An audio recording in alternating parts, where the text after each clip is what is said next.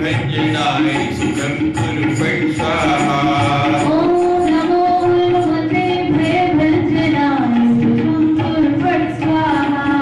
ओम नमो हनुमते भयभंजनाय सुखं कुरु फट् स्वाहा। ओम नमो हनुमते भयभंजनाय सुखं कुरु फट् स्वाहा। ओम नमो हनुमते भयभंजनाय सुखं कुरु फट् स्वाहा। ओम नमो हनुमते भयभंजनाय सुखं कुरु फट् स्वाहा। ओम नमो हनुमते भयभंजनाय सुखं कुरु फट् स्वाहा। ओम नमो हनुमते भयभंजनाय सुखं कुरु फट् स्वाहा। ओम नमो हनुमते भयभंजनाय सुखं कुरु फट् स्वाहा। ओम नमो हनुमते भयभंजनाय सुखं कुरु फट् स्वाहा।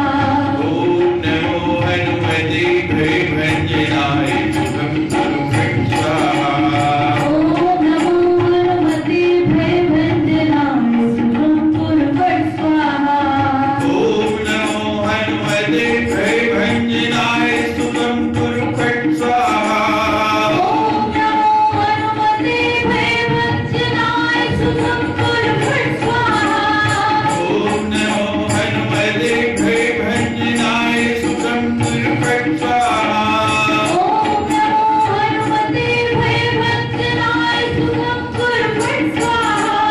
ओम नमो हनुमते भयभंजनाय सुखं कुरु फट् स्वाहा। ओम नमो हनुमते भयभंजनाय सुखं कुरु फट् स्वाहा। ओम नमो हनुमते भयभंजनाय बजरंग बाला। अस प्रभु छाड़ भजहि जे आना। तीनर पशु बिन पूछ बिराना। निर्जन जान ताहि अपनावा। प्रभु स्वभाव कपि कुल मन भावा। राम नाम की गिरमाला। आ जाना बजरंग बाला। राम की फेरुमाला। आ जाना बजरंग बाला। पुनि सर्वज्ञ सर्वउर्वाशी। सर्वरूप सब रहित उदासी। बोले वचन नीति प्रतिपालक। कारण मनुज तनुज कुल घालक। राम नाम की फेरुमाला। आ जाना बजरंग बाला। राम नाम की फेरुमाला। आ जाना बजरंग बाला। सुन कपीस लंकापति वीरा। किहि विधि तारे जल्दि गंभीर। संकुल मकर उरग झष जाति। अति उगाध दुस्तर सब भांति। राम नाम की फेरुमाला। आ जाना बजरंग बाला। राम नाम की फेरुमाला। आ जाना बजरंग बाला। कहि लंकेश सुनहु रघुनायक। कोटि सिंधु शोषक तव सहायक। यद्यपि तदपि नीति असि गाई। विनय करे सागर सब जाई। राम नाम की फेरुमाला। आ जाना बजरंग बाला।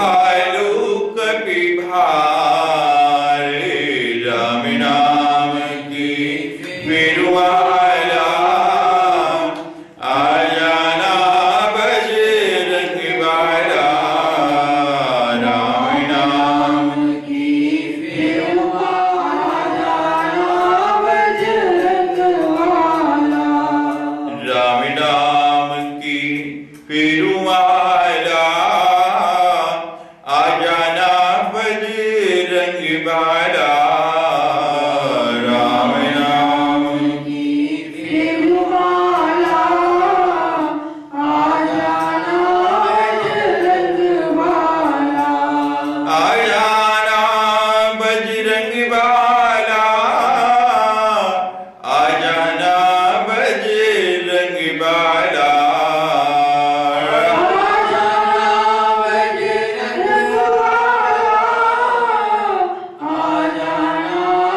बजरंग वाला राम नाम की फिरवाला आ जाना बजरंग वाला राम नाम की फिरवाला आ जाना बजरंग वाला राम नाम की फिरवाला आ जाना बजरंग वाला राम नाम की फिरवाला आ जाना बजरंग वाला ये काला वीर बजरंग हर हर महादेव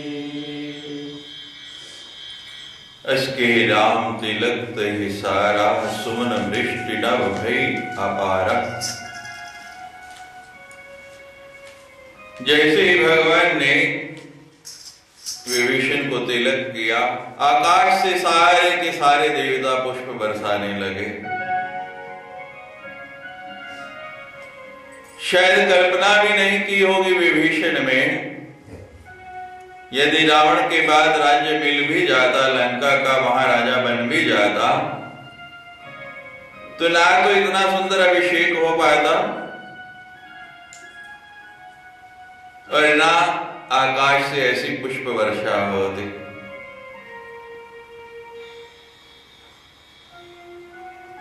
भगवान वो कर देते हैं जिसकी आपने कभी कल्पना भी नहीं की होती, जो आपके विचार में भी कभी नहीं होता, जहां तक आपकी सोच भी नहीं जा सकती।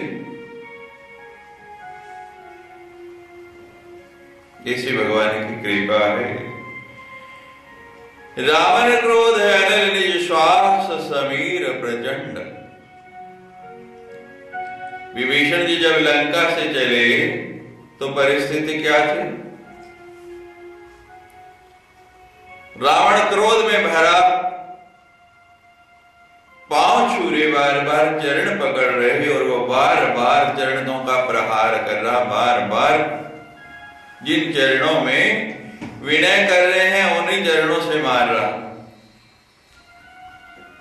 अंतर देखिए चरण पकड़ने का, वो चरण पकड़े तो मार पड़ी और ये चरण पकड़े तो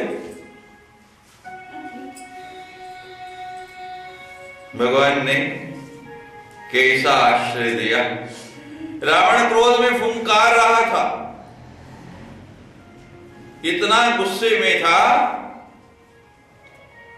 और उसके क्रोध की जो अग्नि थी, विभीषण जी को ऐसा लग रहा कि पूरा शरीर जला जा रहा है उससे। और जब वहां से चले उस अग्नि में जलते हुए, तो विभीषण जी को ऐसा लगे कि आग लग रही हो कहीं और हवा चल पड़े बड़ी तेज, तो परिणाम क्या होगा? आग की लपटें और तेज हो जाएंगी। अब जैसे जैसे वहां से चले, वो लपटें और ज्यादा लगे, ताप और बड़ा लगे कि इस अग्नि में तुम्हें जलता ही जा रहा है, ये अग्नि भड़कते ही जा रही, हवा भी नहीं चल रही। रावण क्रोध अनल, रावण का क्रोध तो अग्नि था ही, लेकिन ये समीर, ये प्रचंड वायु कहां से आ रहे जो इस अग्नि को भड़का रही है? कि पूरा जीवन जिसके पास बिता दिया,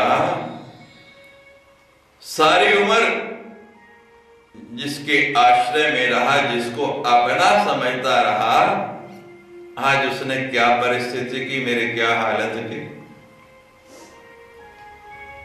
और जब किसी व्यक्ति के साथ ऐसा होता है, संसार में भी आप देखते हैं कि जिस परिवार में, जिस घर में बड़ा मोह, भाइयों भाइयों के झगड़े देखते हैं, और छोटों की तो बात छोड़ो, आप रोज समाचार पत्रों में देखते हैं कि भारत के सबसे अमीर व्यक्तियों में जिनकी गिनती होती है, उन अंबानी बंधुओं में भी कितना झगड़ा।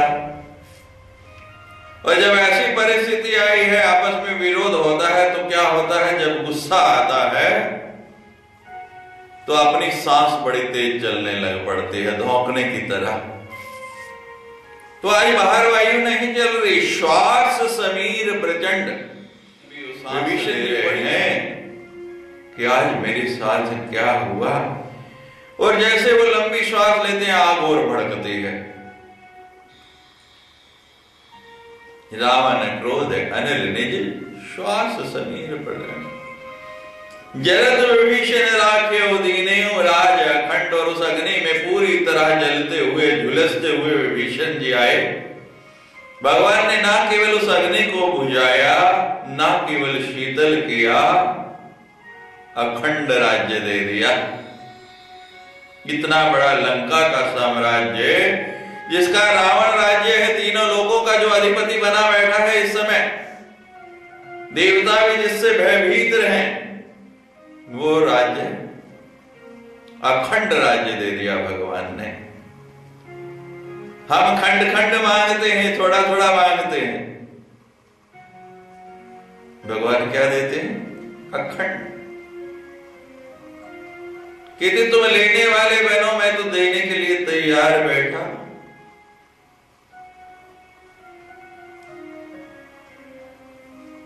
भगवान ने इतना दे दिया जिसकी कभी कल्पना भी नहीं की, जिसको कभी सोचा भी नहीं। जो सपति शिव रावणी दीन दिए 10 मात, सोई संपदा विभीषणी सकुच दीन रघुनाथ। ये वैभव, ये सत्ता, ये शक्ति जो रावण को कैसे मिली? एक बार नहीं, अनेक बार अपने 10 सिर काट काट के बार बार भगवान शंकर के पास चढ़ाए, बार बार शंकर के सामने नृत्य किया।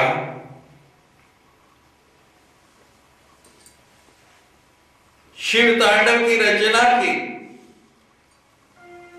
तब कहीं जाके जो संपत्ति मिली, जो संपत्ति शिव राम ने ही दीन दिए 10 मात, जो संपदा भगवान शंकर के रावण को 10 सिर चढ़ाने पर दी, वही संपत्ति भगवान ने बिना सिर कटाए, बिना सिर का छेदन किए विभीषण को दे दी। और दी कैसे? सब कुछ ही। भगवान संकोच में है कि मैं थोड़ा दे रहा हूं,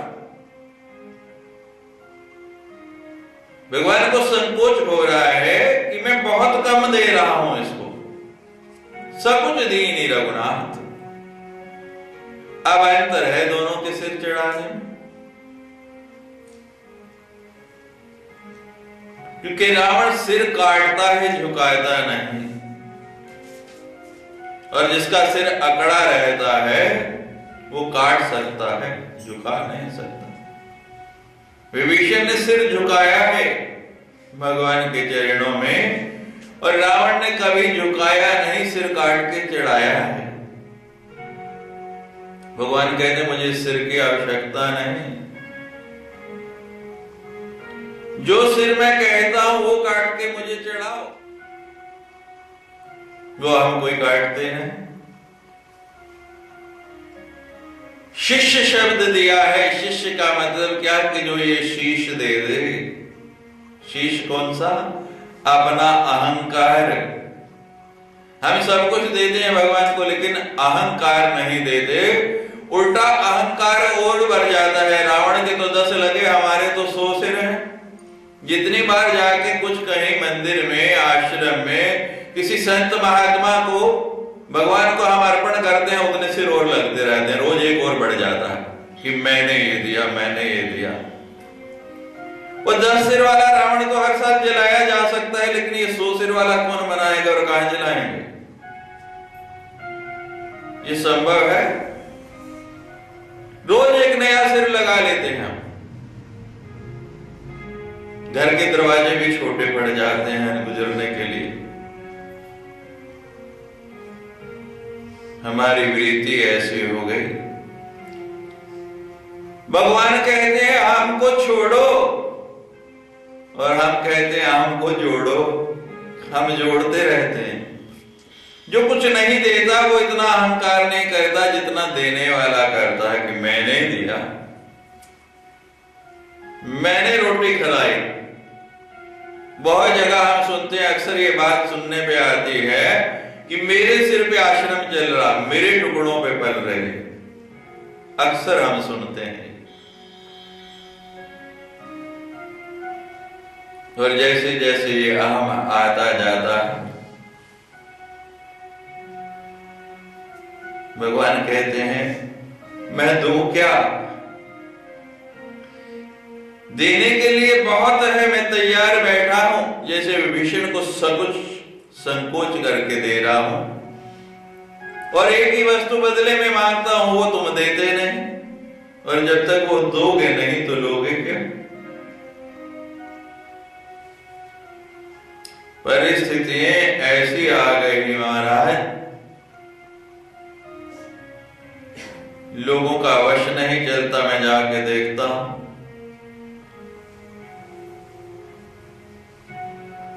कई जगह मंदिरों में जाता हूं, 1 फुट का पत्थर 50 रुपए का पत्थर देते हैं और 50 लाइनें उस पर लिखवाते हैं। और लोग तर्क बड़ा ढूंढ लेते हैं। तार्किक बुद्धि बहुत है लोगों के पास। एक जगह हम ऐसे ही गए तो हमारे सामने ही एक परिचित मिल गए। हमारे परिचित थे और वहां रसीद कटा रहे, और बड़े गर्व से हमारे से बोले देखो स्वामी जी, मैंने एक नहीं 100 रुपए का ये एक पत्थर लगा रहे हैं, और मैंने जो है 10 पत्थर जो है लगवा दिया।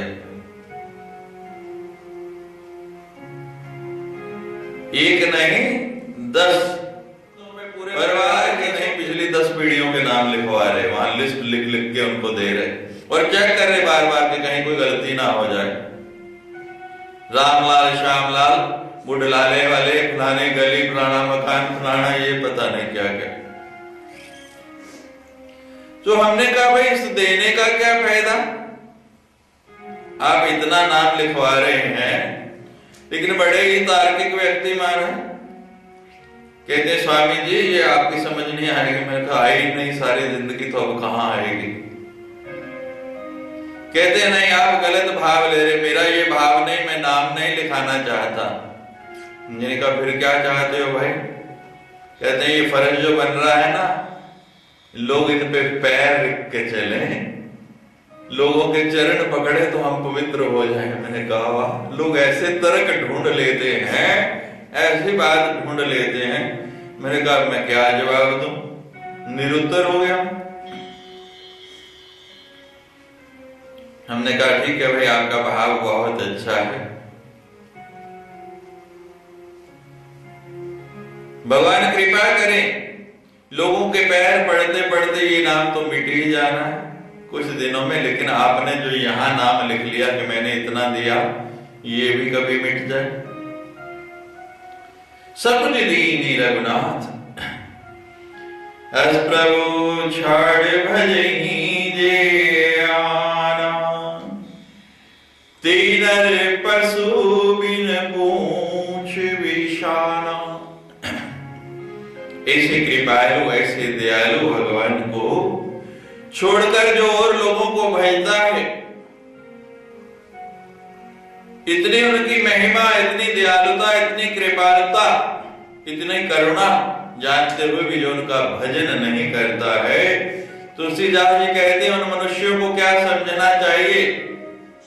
लोग तो कहते हैं कि पशु, लेकिन तुलसीदास जी तो उन्हें पशु भी नहीं कहते हैं। क्या कहते हैं? ते नर पशु, वे नर पशु तो है, लेकिन कैसे पशु? पशु की दो निशानियां बताई गई हैं। पशुओं की दो ही निशानियां हैं कि या तो सींग होते हैं और या पूंछ होती है। कहते लेकिन ये मनुष्य तो ऐसे पशु हैं ना जिनकी पूंछ है और ना सींग है, बिना सींग और पूंछ वाले पशु हैं। तीन नर पशु बिन पूंछ पे आना, निज जन जानता ही अपना, प्रभु स्वभाव कपि कुल मन भावा। विभीषण को अपना मान के, अपना जान के, निज जन जान ताही अपनावा, अपना जन जान के भगवान ने अपना लिया। वैष्णव जन तो तेने कहिए, जो पीर पराई जाने रे। पर दुखे उपकार करे और मन अभिमान ना माने रे। वैष्णव किसको कहते हैं? जो पराई पीर को जान ले, कम करने का प्रयास करे, बढ़ाने का नहीं। भगवान ने क्या किया? कितनी पीड़ा में, कितने दुख में, कितने कष्ट में, कितने विषाद में विभीषण जी आए, भगवान ने उनके दुख को हरा। जो पराई पीड़ा को समझे, दूसरे को दुखी देख के उसका उपकार करे, और उपकार करने के बाद भी मन में अभिमान नहीं आए कि मैंने कुछ किया है। आप कितना भी कर लो और करने के बाद ये भाव आ गया कि ये मैंने किया, तो समझो सारा व्यर्थ हो गया। सब समाप्त। निज जन जानता ही अपनावा। और जैसे ही भगवान ने अपनाया, विभीषण को राज्याभिषेक किया, भगवान का ये स्वभाव जो है कपिकुल मन भावा। जितने भी वानर समूह है सब वाह वाह कर उठा, सब आनंद में। जो वानर का स्वभाव है उछलने लगे, कूदने लगे, किलकारियां मारने लगे कि कैसे प्रभु का संग मिला, जिन्हें हमारे ऊपर कितनी कृपा की। हनुमान जी जाके भगवान को मिले, उनको लाए, सुग्रीव से मित्रता हुई। ऐसा स्वभाव, क्योंकि वानरों ने कहां देखा, वो तो जंगल में रहते हैं, जंगल में रहते हैं। और वहां पे जंगल में क्या है? एक दूसरे से लड़ना झगड़ना, एक शाखा से दूसरी शाखा कूदना, बस यही काम। उनको क्या पता कि ऐसा भी होता है। और हमारे एक तो महात्मा कहा करते हैं कि जब वानर भालू सारे आए थे, भगवान ने लंका जीत ली, विजय करने के बाद वापस अयोध्या आए, तो वानरों से पूछा भगवान ने कि आपकी क्या इच्छा है? कहने लगे महाराज आपकी कृपा से आकाश देख लिया, हनुमान जी आकाश में उड़े, पाताल देख लिया, है रावण के पास गए, कहते अब इच्छा है कि मृत्यु लोक संसार भी देख लें। और भगवान ने कहा कि जाओ तुम सारे वानर जो है मनुष्य बन जाओ। और वही काम यहां कर रहे जो वानरों का काम था। वही वृत्ति अपना ली जो अच्छे वानर थे, जो यहां कह रहे हैं कपिकुल मन भावा। भगवान पक्षपात तो करते नहीं थे कि जिन्होंने साथ दिया, जो केवल किष्किंधा में बस रहे वही सब वानरों को मनुष्य बना दिया, वो तो सज्जन बन गए, और जो इधर उधर रहने वाले थे वो वही उत्पात करने लगे।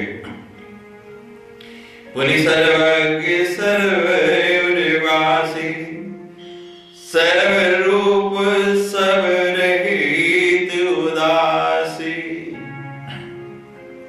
भगवान कैसे हैं? सर्वज्ञ हैं, घट घट के जानते हैं, हर व्यक्ति की जानते हैं।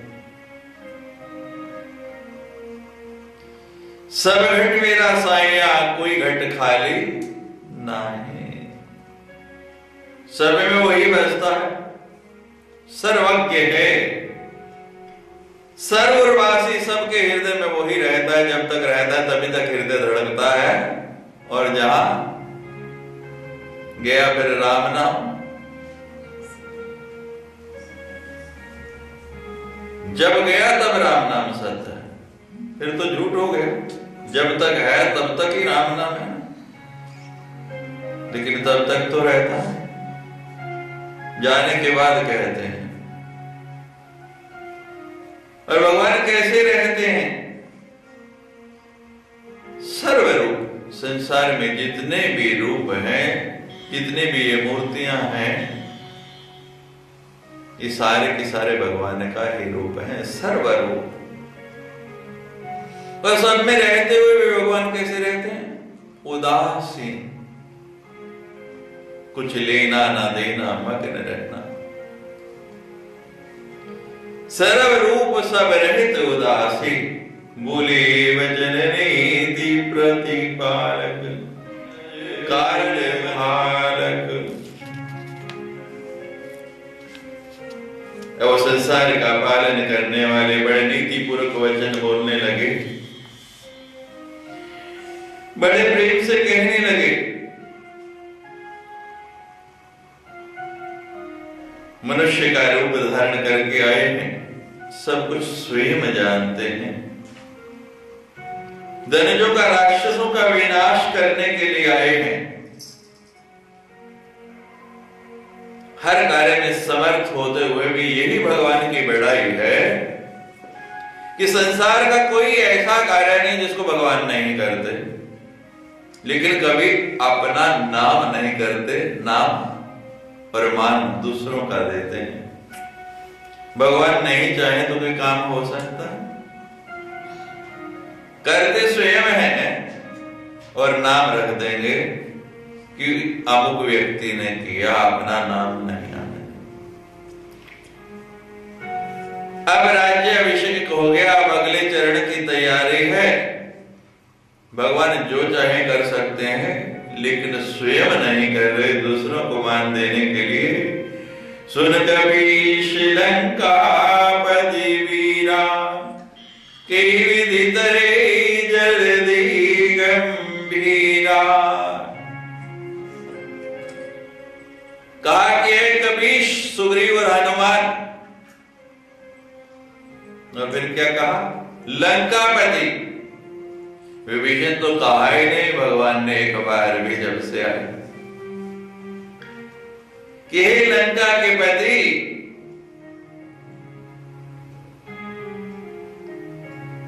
हे वीरा, हे हनुमान जी,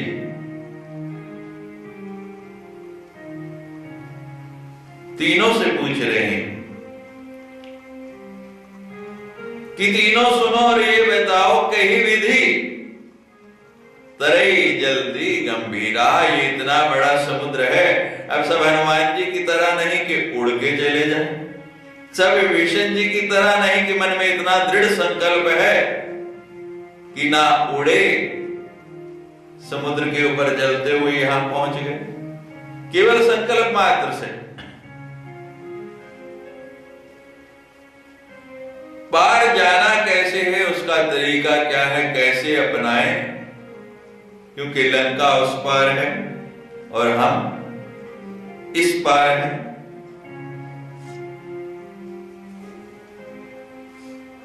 और भगवान जानते हैं अच्छा योद्धा, अच्छा सेनापति अच्छा व्यू रचनाकार उसको माना जाता है जो दूसरे की भूमि में युद्ध करे, अपनी भूमि में नहीं। अब युद्ध तो होना, और भगवान कहते हैं कि रावण की सेना इधर आए, किष्किंधा उजड़े, उससे अच्छा है युद्ध कहां हो? समुद्र पार।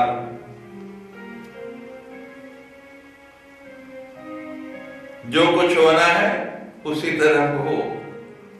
कितनी सुंदर व्यू रचना है। जो नुकसान हो वहां का, लेकिन बीच में समुद्र है, पार जाना कैसे? तो तीनों को कहा कि आप अपनी अपनी सम्मति दीजिए, आप कोई युक्ति बताइए, कोई साधन बताइए कि समुद्र पार कैसे पहुंचे। ये बड़ा गहन, बड़ा गंभीर, बहुत लंबा चौड़ा समुद्र है, और ऐसा समुद्र संकुल मकर उरग झष जाती, अति अगाध दुस्तर सब भाती। इसमें बहुत बड़े बड़े मगरमच्छ हैं, बड़ी बड़ी मछलियां हैं, विकराल मुख वाले सर्प हैं, कैसे कैसे समुद्री जीव हैं। कहीं ये वानरों का काल समुद्री न बन जाए। बहुत गहरा भी है, अति अगाध, इसकी गहराई को नापना संभव नहीं, और ये बड़ा दुष्कर कार्य है। अब आप सब अपने अपनी मंत्रणा दीजिए कि इस कार्य को किया कैसे जाए, हम समुद्र पार पहुंचे कैसे, क्या साधना बनाए, जिसे भगवान के पास कोई साधन है नहीं। जो पूरे संसार के साध्य हैं, हर साधक उनकी साधना करता है, वो भगवान भक्तों को कितना मान दे रहे हैं। उनसे पूछते हैं कि आप लोग बताइए। अब तीनों का विचार विनिमय हुआ। हनुमान जी और सुग्रीव जी दोनों कहने लगे, हम तो वानर ठहरे भाई, चंचल बुद्धि है, इतना ज्ञान नहीं। विभीषण जी, आप तो चारों वेदों के ज्ञाता के भाई हैं, बहुत विद्वान हैं, बहुत नीतिवान हैं, तो आप ही भगवान के इस प्रश्न का उत्तर दीजिए, आप ही भगवान को समाधान बताइए, हमारी सोच से परे है। तो विभीषण जी मुखर हुए, कहे लंकेश सुनो रघुनायक, कोटि सिंधु शोषक तब सायक। विभीषण जी कहने लगे, ही रघुनायक, ही रघुकुल के नायक, आपने पूछा, आपने हमें बड़ा मान दिया, ये आपकी कृपा है, आपका अनुग्रह है, आपकी तो नीति यही है, आप सेवक को मान देते हैं। लेकिन सेवक की सामर्थ्य क्या? सेवक तो जो भी पाता है सेवा के बल पर पाता है, आपका दिया हुआ है, उस पे अपना है क्या? कुछ है अपना? बोलो। अपना वो जो दूसरा ले नहीं सके। जब आए थे कुछ लाए थे पोटली बांध के, जब जाएंगे कुछ लेके जाना। अगर अपना हो तो कौन रोक सकता है? जब अपना है, जितना समय यहाँ बिताना है, जितने समय यहाँ रहना है, उतने समय के लिए हमें उसका रक्षक बनाया गया। केयर टेकर है, जैसे बैंक का कैशियर है, खजांची है, जितना धन वहां है उसका है, सारा दिन जितना मर्जी आता रहे जाता रहे, लेकिन शाम को कह के मैं उठा के घर ले जाऊं, ले जा सकता है? वो वहीं तक उसका मालिक है। हम भी यहीं तक मालिक हैं, इससे आगे हम इसके मालिक नहीं हैं।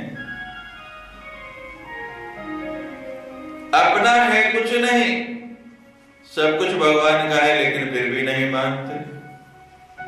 हम लोग कहा करते हैं चलो और नहीं तो कम से कम भोजन के समय बोल दो। सुंदरकांड का जब पहला चरण कर रहे थे तो हमने यहाँ एक चौपाई करी थी कि भोजन से पहले वो बोला कर। कितने लोगों को याद है? किसी को वो चौपाई याद? बोली वो तो याद होगी ना।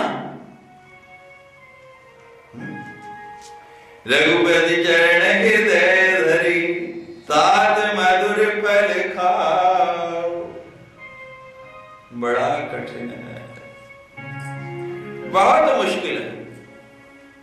स्वामी जी ने कथा बड़ी चंगी की, बड़ा आनंद आया, बड़ा मजा आया। लेकिन वो मजा यही छोड़ देते हैं। आया आनंद आया तो उसको साथ लेके जाना भी तो सीखो। एक चौपाई पूरे इस इतने लंबे सुंदरकांड के प्रवचन में आपसे मांगी कि भोजन करते हुए बस इतना बोल दो, भगवान को अर्पण कर दो। ये बोलते थे वो कितना बदल जाएगा, लेकिन फिर भी कोई नहीं बोलता।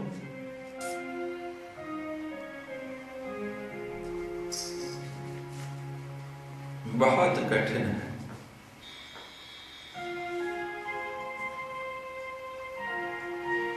जीवन में सुनने के बाद उसको जीवन में उतारने का प्रयास करो। विभीषण जी कह रहे हैं भगवान सब तरह से समर्थ होते हुए पहले कहा सर्वज्ञ हैं, सर्वरूप हैं, सब में रहते हैं, और फिर भी हमारे से पूछ रहे।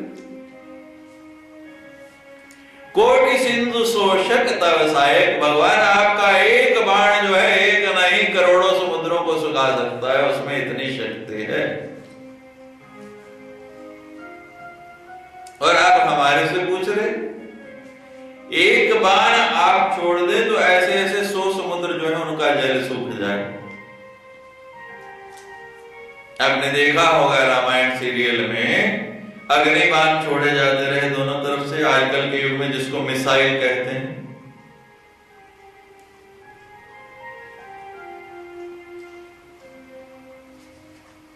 एक बाण से करोड़ों समुद्रों का जल सूख सकता है, तो ये तो एक समुद्र है। लेकिन भगवान जल विदल विनीति असी गाय विनय करे सागर समझाए।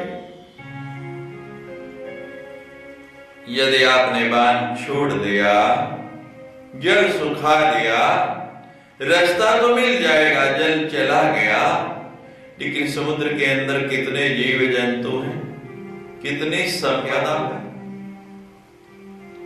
वो सारी की सारी नष्ट हो जाएगी। बड़ी नीति की बात कही विभीषण ने, जदपि तदपि नीति असिगाई, कि भगवान नीति ये है कि हमें प्रकृति की रक्षा करनी है, और प्राणी मात्र को संदेश दे दिया कि प्रकृति बड़ी सुंदर है, इसकी रक्षा करो, इसको सुंदर बनाए रखो। हम सुंदर बनाते हैं, नदियों में गंदगी छोड़ छोड़ के उसका जल ऐसा कर दिया कि गंगा जल भी पीने लायक नहीं रह गया, और वही नदी समुद्र में जाती है, समुद्र में कचरा फेंक फेंक के उसको ऐसा विषैला कर दिया। आपने देखा कि तेल रिश्ता है, क्या क्या होता है, कितने जीव जंतु मर जाते हैं। वन पर्वतों को उजाड़ दिया। जितना मनुष्य ने प्रकृति को गंदा किया, इतना किसी ने भी नहीं किया। एक कचरे का ढेर बना दिया है इतनी सुंदर प्रकृति को। लेकिन विभीषण जी कैसे नीतिवान है, कहते नहीं प्रभु प्रकृति की रक्षा करनी है, उसको बिगाड़ना नहीं। जदपि तदपि नीति असी गाय, और नीति ये है भगवान उसको सुखाएंगे नहीं। हम इतने लोग हैं, सारे इकट्ठे होके संगठित होके चलते हैं, जाके समुद्र से विनय करेंगे, और जब इतने लोग विनय करेंगे तो मान जाएगा। और वो तो अंतिम रास्ता है सुखाने का। पहले प्रार्थना करें, विनय करें, प्यार से समझाएं, मान जाए तो बहुत अच्छा। सामूहिक स्तुति, सामूहिक वंदना, सामूहिक प्रार्थना, उसका आनंद ही अलग है। तो विष्णु जी कैसे भगवान के साथ समुद्र से प्रार्थना करते हैं, कल का विषय रहेगा। जय का